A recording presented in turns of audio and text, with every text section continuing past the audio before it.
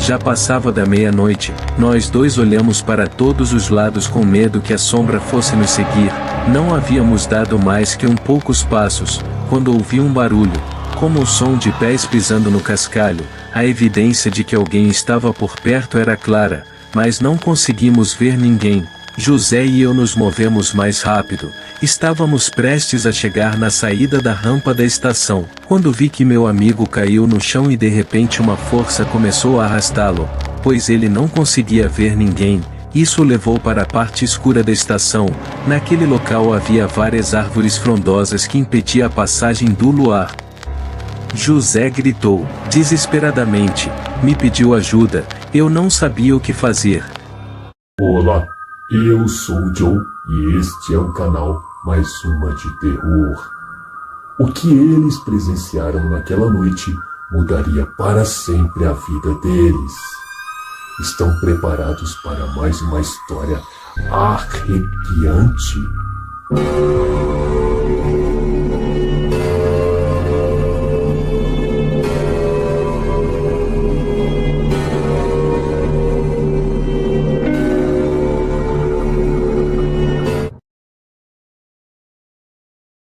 Saí da minha cidade quando era muito jovem. Meu pai e eu tínhamos discussões constantes sobre o modo como ele bebia e como tratava minha mãe. Quando eu era pequeno ficava com medo quando ele bebia e ele ficava agressivo. Eu ainda era adolescente, mas tinha crescido muito rápido. Naquela noite meu pai voltou a beber como sempre. Não sei por que ele começou a gritar com minha mãe. Não aguentei presenciar aquela cena. Fui atrás dele e acabei lhe agredindo, pois o peguei desprevenido. Ele tropeçou e caiu no chão. Ficou surpreso e atordoado com minha ação. Minha mãe me disse para sair imediatamente da cidade. Ela me pediu para levar o essencial e ir com minha irmã para Guadalajara. Foi assim que deixei minha cidade inesperadamente quando tinha apenas 17 anos. Cheguei na casa da minha tia Alicia de madrugada. Ela morava bem perto da estação ferroviária de Guadalajara. Caminhamos apenas 2 quarteirões e já estávamos chegando na estação. Quando cheguei na casa da minha tia, só cheguei com pouco dinheiro para sobreviver alguns dias. Falei para minha tia que precisava trabalhar o mais rápido possível. Ela me disse que trabalhava numa fábrica onde faziam calças, mas que eu ainda não tinha idade para entrar. Precisava completar 18 anos. O marido da minha tia Alicia, tio Mário, me disse que trabalhava na estação ferroviária. Eu ainda não tinha idade para ingressar, mas que conversaria com o patrão para ver o que poderia fazer por mim. No começo eu entraria como auxiliar. Todos os trabalhadores que viajavam cooperavam do próprio bolso para me pagar. Eu viajaria com eles. Eu faria serviços como lavar louça, arrumar camas, lavar o banheiro. Assim que completei 18 anos, meu tio Mário fez a documentação correspondente para eu ingressar formalmente como ferroviário. Não foi tão fácil de fazer. Foi preciso dar uma certa quantia em dinheiro para que esse procedimento fosse possível, mas consegui parte do dinheiro. Ao mesmo tempo em que entrei no mundo das viagens e comecei a ver os colegas de trabalho como parte da família, já que viajei por quase uma semana, quando fui para Nogales. Na estação ferroviária havia saídas para diversos pontos da República Mexicana. Na hora de partir para a cidade do México, o trem saía às 9 da noite. Parte do meu trabalho era vestir o uniforme impecavelmente para receber os passageiros em um hall de entrada, acolhendo-os, direcionando-os para onde ficava a plataforma do trem, bem como colocando-os no banco do passageiro. Quando realizei essa atividade não fiz viagem. Logo na saída do trem, meu trabalho daquele dia havia terminado. Chamava-se plataforma, pois o trem era muito pontual. Às 9 da noite eu já estava livre para passear com os meus colegas da ferrovia. Embora eu fosse muito jovem, já conhecia muito bem a maioria deles. Ficamos no pátio. Era assim que chamávamos toda a zona da estação junto à linha férrea, debaixo de um grande carvalho que partilhávamos experiências de viagem e bebíamos às vezes. Saía de lá bem tarde da manhã, quando o pátio já estava desolado e escuro. Naquela noite, quando saí da estação de trem por volta de 1 da manhã, vi uma sombra se movendo atrás de uma árvore. Estava um pouco bêbado e pensei que era tudo fruto da minha imaginação. Estava indo para a saída pela rampa. Quando algo me motivou a voltar, na plataforma vi novamente aquela sombra que deslizava entre os pilares. Fiquei atento por alguns momentos para ver com mais clareza o que se movia entre as paredes. Alguma coisa ocorreu e foi em direção à parte mais escura da estação. Observei mais um pouco sem conseguir ver. No dia seguinte, depois de terminar a jornada de trabalho, fui com o José, o gerente do armazém. Ele era a pessoa que ficava lá durante o dia ou a noite, dependendo do horário. Ele não fazia viagens. Perguntei se ele já tinha visto algo estranho no pátio da estação. Ele me olhou sem responder minha pergunta. Imediatamente me perguntou se eu também tinha visto. Eu respondi que sim. Por isso perguntei a ele. José me disse que isso aconteceu depois de meia-noite, quando aquela coisa era vista principalmente nas plataformas. Acrescentou que também havia tentado investigar se pertencia a uma alma que havia morrido ali, mas até agora não sabia de nada. Saí da ferrovia com a premissa de que pelo menos não estava louco e que havia outra pessoa que concordava comigo. Naquele dia me preparei porque tinha saída para a cidade do México. Cheguei às 7 da noite, fiz todos os protocolos de check-up antes de sair, já que o médico verificava a pressão de cada trabalhador antes de sair. Se a pressão arterial não estava ok, o acompanhante não poderia viajar. Me preparei para limpar o vagão que me correspondia. Faltavam mais de 2 horas para o trem partir. Assim que entrei no vagão vi claramente como uma pessoa estava entrando no banheiro. Fui direto avisar que ele não podia usar. Às vezes os moradores de rua do local entravam para fazer suas necessidades. Bati na porta com raiva. Quando vi que ninguém me respondeu, abri a porta com minha chave, mas não tinha ninguém dentro do banheiro. Eu tinha certeza que tinha visto uma pessoa correndo em direção àquele local. Foi necessário verificar todo o vagão, mas não encontrei ninguém.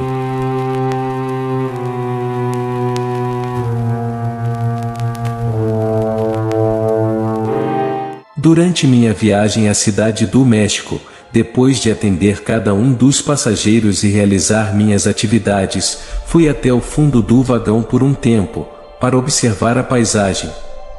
Havia muito pouco para ser visto porque estava escuro, porém, com pouca luz da lua, foi possível curtir a natureza.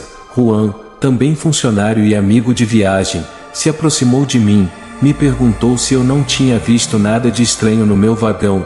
Eu imediatamente respondi que sim, e continuou me dizendo que essa não foi a primeira vez que aconteceu com ele. Em outras ocasiões também, quando ele fez uma viagem à cidade do México, ele me contou que viu um homem de extrema magreza e cor muito pálida que, quando olhou para fora da plataforma antes de sair, olhou para ele atentamente e se despediu acenando. Ele perguntou a outros colegas sobre ele, mas ninguém disse que o tinha visto, além de nós dois. Foi a primeira vez que viajei com Juan. Ficamos conversando um pouco, depois fomos descansar.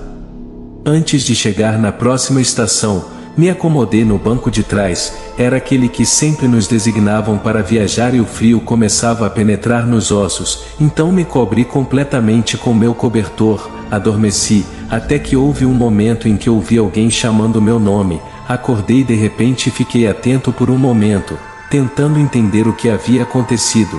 Pensei que um dos passageiros tivesse solicitado meu serviço.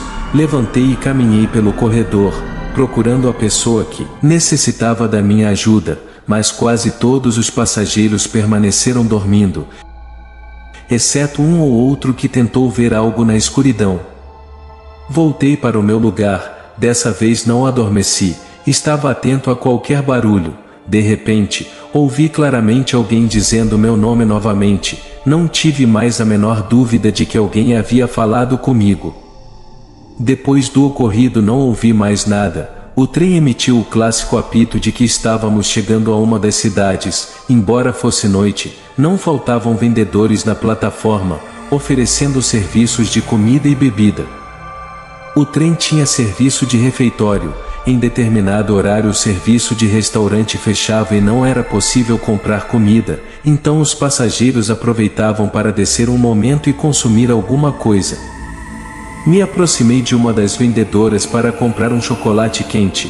No momento que estava pagando ela, vi uma sombra andando pelos trilhos, no sentido oposto ao do trem. Nem esperei o troco, fui em direção à sombra, mas quando cheguei ao local a sombra havia desaparecido.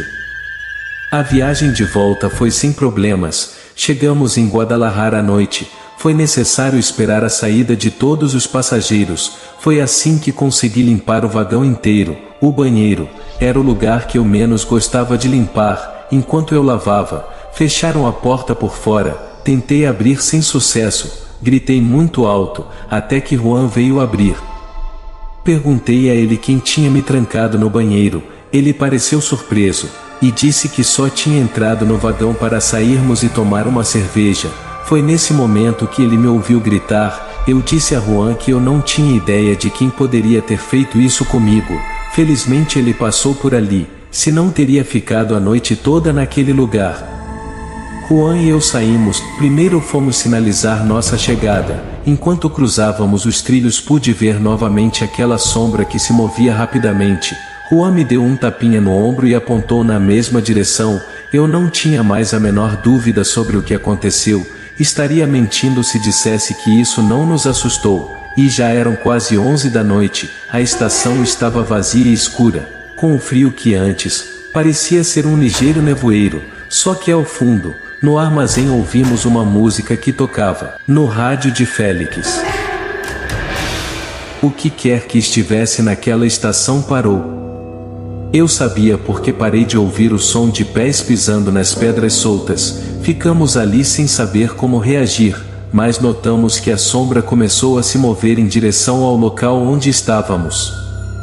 Juan e eu não ficamos parados, corremos em direção ao armazém. Lá nos encontramos com Félix. Quando ele nos viu, nos disse brincando se tínhamos visto o diabo. Respondemos que talvez sim. Félix mudou o sorriso ao nos ver tão assustados. Disse para termos muito cuidado.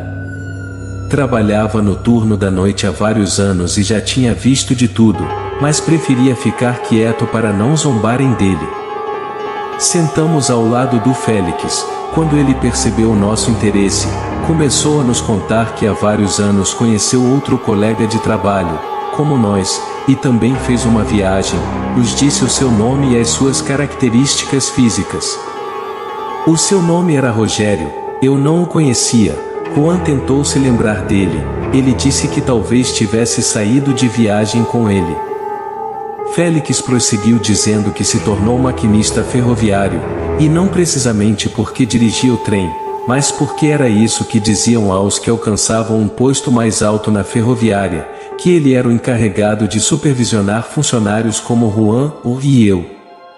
Que ele cumpriu o cronograma e o trabalho correspondente. De certa forma ele era o responsável por tudo correr bem durante uma viagem. Félix nos contou que Rogério sempre foi uma pessoa responsável e atenta ao seu trabalho, usava o uniforme impecavelmente, até que numa ocasião teve uma situação familiar que o levou à beira da loucura.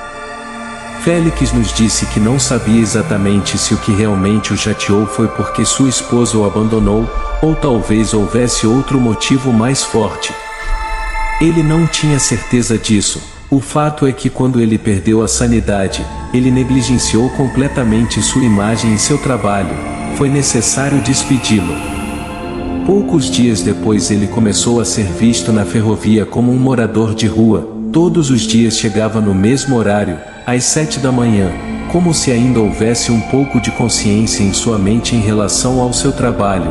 Porque isso era sua hora de chegada, ele andava de um lado para o outro ao longo dos trilhos do trem. Quando um dos trens chegava, ele ficava na plataforma e ficava parado o tempo todo em que os passageiros embarcavam ou desembarcavam. Era uma forma de acreditar quem ainda estava trabalhando. Félix continuou dizendo que todo mundo estava acostumado a vê-lo todos os dias, mas não sabiam onde ele ia à noite. Félix trabalhava à noite e não o via. Certa manhã bem cedo, um dos trabalhadores que trabalhava em um dos carros se deparou com a cena arrepiante. Havia um cadáver na lateral do carro, mas só estava lá o corpo. Ele não tinha cabeça. As autoridades chegaram e o encontraram, fizeram a análise pertinente, ou seja, Quando descobriram que era o Rogério, procuraram minuciosamente por toda a estação a cabeça dele, sem conseguir encontrá-la. Com o passar dos dias, alguém relatou que havia encontrado uma cabeça no posto Tequila, era do Rogério. Por mais que as investigações tenham sido feitas, não foi possível determinar como os acontecimentos ocorreram, porque sua cabeça apareceu tão longe e qual foi o motivo do assassinato. Félix nos contou que a primeira vez que começou a ver acontecimentos estranhos no pátio da estação, foi numa noite em que a mercadoria chegou. Ele estava com outro colega descarregando os mantimentos. Apenas 2 dias se passaram desde aquela triste descoberta do cadáver. Ele viu uma sombra se movendo na escuridão. Naquela hora já passava das 11 da noite. Félix parou um pouco a história dele. Dava para perceber que isso ainda o afetava. Eu não sabia, mas Rogério era um grande amigo dele.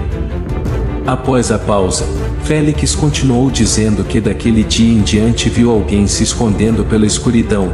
Nunca poderia vê-lo sob a luz, por isso não sabia quem era, mas tinha quase certeza de que era ele. Félix continuou dizendo que seu espírito ainda vagava pela estação, só era visto à noite, nunca fez nada com ele. Porém, outros funcionários contaram que ao se depararem com a sombra na escuridão, sentiram como se uma corda tivesse atravessado o pescoço, começou a sufocá-los. Eles lutaram contra o que sentiam, sem conseguir se livrar daquela sensação. Félix concluiu nos dizendo que era melhor fugir daquela sombra, porque isso já havia acontecido com outros funcionários. Felizmente em todas as ocasiões havia alguém que pudesse ajudá-los. Perguntei ao Félix o que aconteceu com a cabeça do Rogério. Ele me disse que quando a encontraram em outra estação ferroviária, tentaram juntá-la ao corpo, mas ele não soube me explicar o motivo pelo qual não foi possível. Surgiu o boato de que sua alma não descansou pela forma como foi morto e porque seu cadáver ficou sem cabeça. Para finalizar, Félix nos disse que era melhor ficarmos longe de sua alma errante, porque se ele não tivesse conseguido machucar ninguém, isso não significava que algo nunca poderia acontecer. O mais seguro era fugir imediatamente do espírito. Ele até disse que talvez nem pudesse ser ele, mas sim algum demônio que levou sua alma. Félix baixou um pouco o tom da voz, para nos dizer que talvez ele nem fosse mais o espírito do Rogério, então era melhor tomar muito cuidado, e se já o víamos com alguma frequência, era melhor levarmos com nós um rosário ou um crucifixo, só para garantir. Nos despedimos de Félix, ficamos surpresos com tudo o que ele nos contou, não tínhamos ideia do que tinha acontecido. Saímos da estação pela lateral da rampa. Não posso negar que estávamos com um pouco de medo. Já passava da meia-noite. Nós dois olhamos para todos os lados com medo que a sombra fosse nos seguir.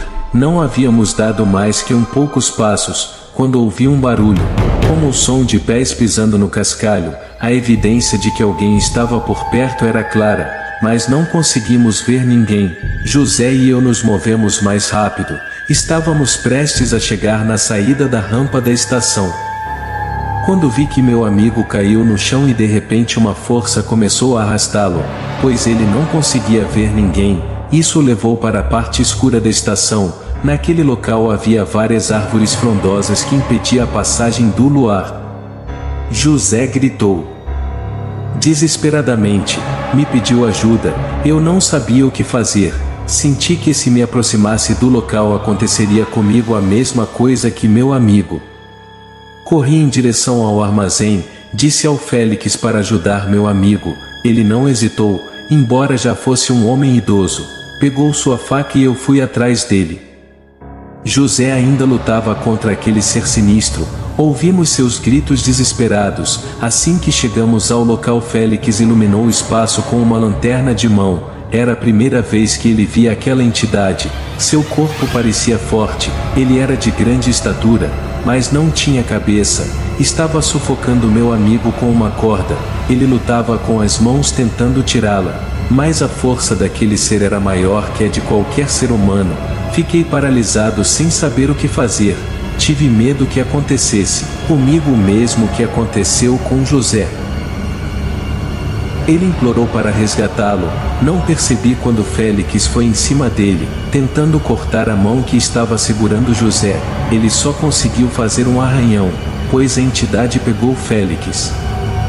Com a outra mão ele o agarrou e levantou. Ele tinha uma força enorme. Não sei como pude lembrar das palavras do Félix, que me falava de um rosário ou de um crucifixo. Olhei na minha mochila. Lá estava um rosário de tecido que me deram durante a viagem. Tirei e mostrei para a entidade, mas ele permaneceu indiferente, não adiantou nada. Houve alguns momentos em que vi como a vida de cada um dos meus amigos se diluía. Me aproximei e peguei a faca de Félix que havia caído, e sem pensar cravei no lugar onde poderia estar o coração dele. Ele desapareceu. Senti apenas uma rajada de vento gelado. Meus amigos ficaram caídos no chão. Me aproximei para ajudá-los. Felizmente eles ainda estavam vivos. José era quem estava debilitado. Foi necessário levá-lo ao médico do posto. Com a atenção que deram a ele iria ficar bem. Porém, a marca da morte permaneceu em seu pescoço. Fiquei com muito medo do que aconteceu. Acredito que aquele ser sinistro que vimos não era só a alma errante do Rogério, mas que seu corpo foi usado por um demônio.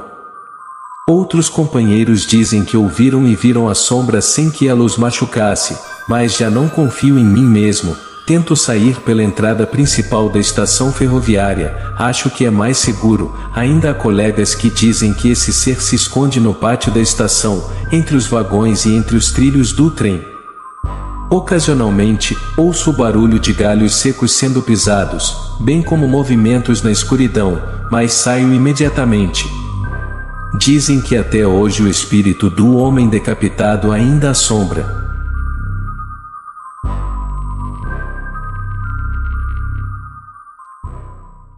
Gostaram dessa história? Então deixe aqui nos comentários se vocês gostaram dessa história. E não percam os próximos vídeos, as próximas histórias de terror.